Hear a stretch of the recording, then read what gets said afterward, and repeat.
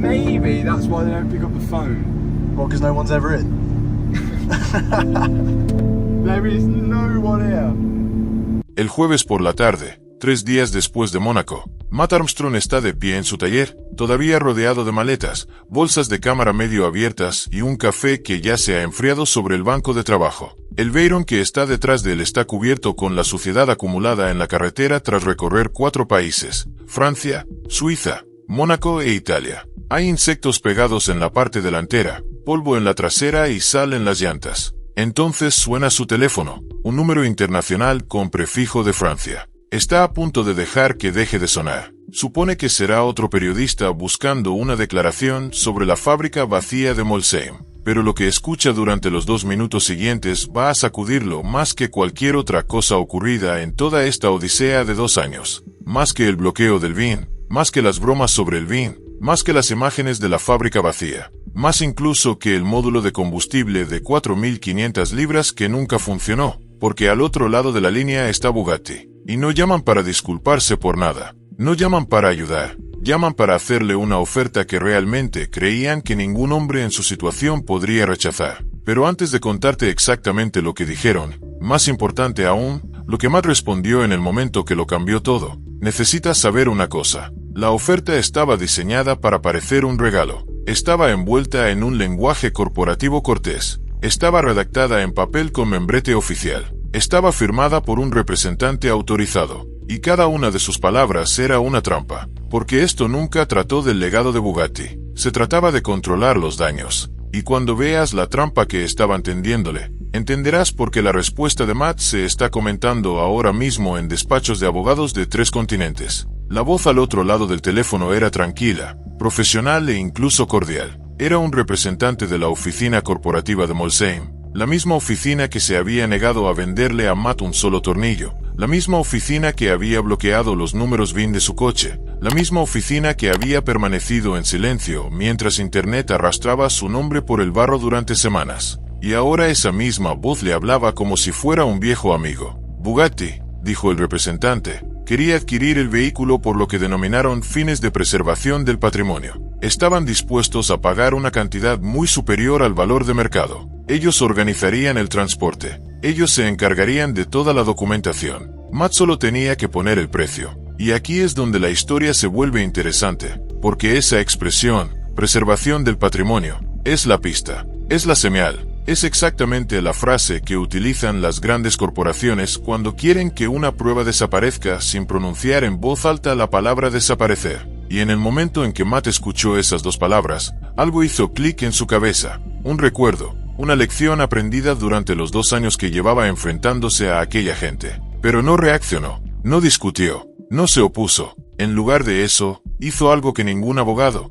asesor de relaciones públicas ni experto del mundo del automóvil le habría recomendado. Y funcionó tan bien que Bugatti todavía no ha vuelto a hablar con él desde entonces. Matt escuchó toda la llamada. Hizo 2 o 3 preguntas tranquilas, de esas que haces cuando quieres que la otra persona siga hablando. Y al final dijo 7 palabras muy sencillas. Por favor, envíenmelo por escrito. Eso fue todo. Sin hablar de dinero, sin entusiasmo, sin dar las gracias, sin mostrar ninguna emoción. Colgó el teléfono, lo dejó boca abajo sobre el banco de trabajo y permaneció sentado en absoluto silencio en el taller, mirando fijamente su Veyron. El motor aún estaba caliente después de un paseo matutino. En ese silencio, Matt Armstrong tomó una decisión que estaba a punto de estallarle a Bugatti en la cara de una forma que jamás habrían podido prever. Porque Matt se había dado cuenta de algo que el representante ni siquiera sabía que él había comprendido. Aquella oferta no era un favor, era una admisión.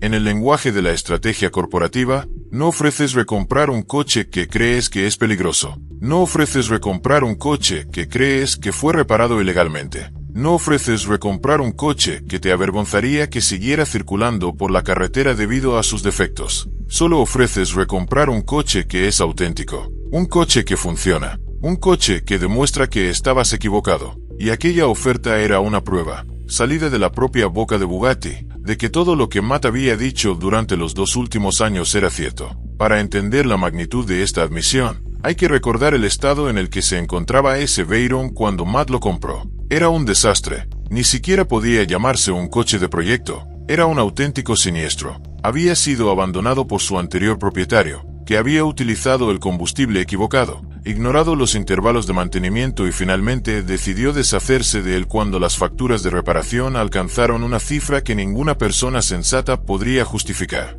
La postura oficial de Bugatti respecto a coches en ese estado era absolutamente clara. Solo debían ser manipulados en instalaciones autorizadas por la fábrica, únicamente por técnicos formados por la propia fábrica y exclusivamente utilizando piezas suministradas por Bugatti. Cualquier otra cosa, decían, sería peligrosa. Cualquier otra cosa pondría en riesgo la vida del conductor. Así que Matt hizo primero lo correcto. Los llamó, pidió piezas, solicitó información técnica, pidió orientación básica. Lo único que obtuvo fue una negativa. Silencio, correos electrónicos ignorados. Y cuando empezó a documentar la reconstrucción en YouTube para que todo el mundo pudiera verla, Bugatti dio su paso más agresivo hasta ese momento. Bloquearon los números VIN del coche para que ninguna herramienta de diagnóstico del mundo pudiera comunicarse con él. En la práctica, fue una ejecución digital. Un mensaje silencioso que decía, este coche es nuestro. Siempre será nuestro y nunca podrás repararlo correctamente.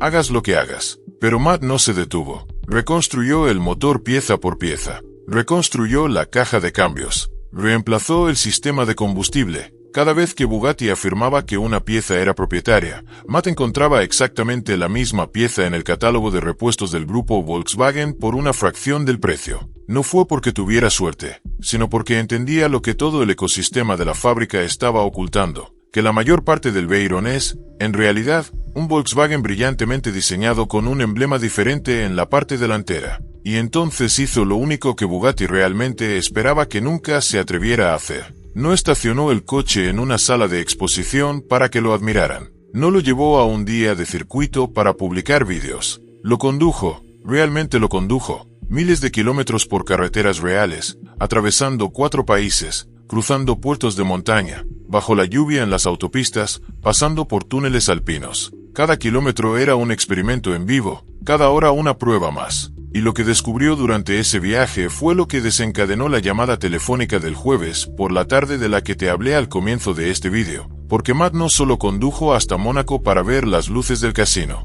no fue únicamente para contemplar los Alpes, condujo hasta Molsheim, a la propia fábrica de Bugatti, un miércoles por la tarde en plena jornada laboral, y lo que encontró allí, lo que grabó allí, es precisamente la razón por la que esa llamada de la oficina corporativa de Bugatti llegó a producirse. Es la razón de todo lo que estás a punto de escuchar. Las puertas de la fábrica de Molsheim estaban abiertas, pero no había nadie. Nadie en la recepción. No había nadie en el chateau. Nadie en el museo. El histórico hogar de Bugatti, donde nacen todos los Veyron y Chiron, parecía abandonado. El aparcamiento de empleados estaba casi vacío. Los edificios daban la impresión de estar descuidados. La hierba había crecido sin control y el famoso chateau parecía cerrado de forma permanente. Matt grabó cada ventana vacía, cada puerta de seguridad silenciosa y cada rincón desierto antes de subir las imágenes. El vídeo se volvió viral rápidamente, convirtiéndose en un símbolo del movimiento por el derecho a reparar. Se difundió entre grupos de defensa del consumidor e incluso llegó a legisladores de Europa y Norteamérica que trabajaban en nuevas leyes de protección al consumidor.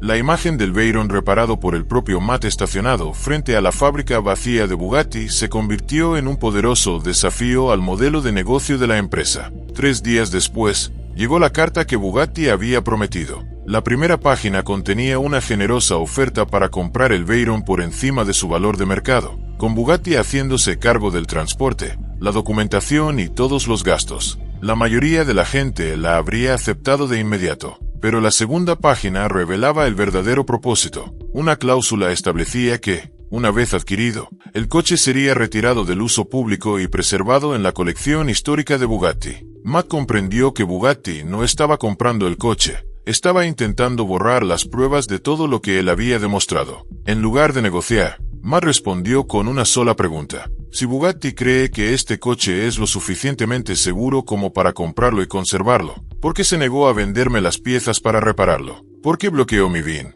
¿Por qué ignoró mis llamadas cuando intentaba hacer que el coche fuera seguro? Entonces esperó. Mantuvo el intercambio en privado, sabiendo que Bugatti solo tenía 2 opciones: responder y validar por escrito sus afirmaciones, o guardar silencio. Eligieron el silencio. La carta, los correos electrónicos posteriores y las llamadas telefónicas quedaron todos sin respuesta. Ese silencio se convirtió en la respuesta que Matt necesitaba. La historia ya no trataba de un proyecto para YouTube, se trataba de un fabricante que se negaba a explicar sus propias acciones. Entonces Matt remitió todo el intercambio, no a los medios de comunicación ni a abogados, sino al Comité del Senado de los Estados Unidos que investigaba las cuestiones relacionadas con el derecho a reparar. Junto con la carta de oferta y la cadena de correos electrónicos, incluyó una sola frase: esto es lo que sucede cuando un fabricante se ve obligado a enfrentarse a la verdad. Intenta comprarla. Los documentos pasaron a formar parte del registro oficial de la audiencia.